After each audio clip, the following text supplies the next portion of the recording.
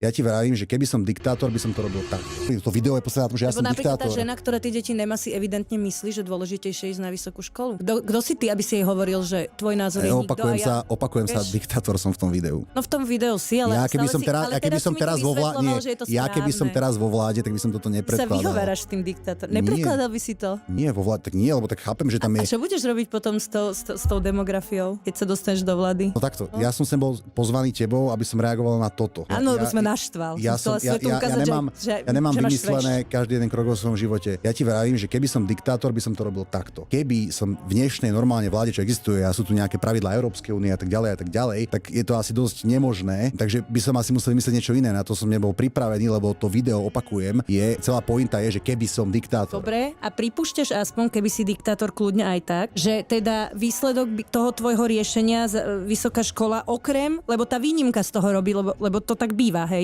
Tá výnimka z toho robí nefunkčné riešenie, takže či pripúšťaš a či dokážeš aspoň po tomto rozhovore pripustiť, že možno to nebude až tak fungovať preto, lebo ako náhle dáš výnimku na nejaký odbor, tak všetky tie ženy, ktoré chcú študovať, sa nevzdajú svoje ambície a nepôjdu ti rodiť deti, ale presunú sa na ten odbor a potom dáš ďalší a zasa presunú tam a teda si nevyriešil nič, ale zaškrtil si ekonomiku.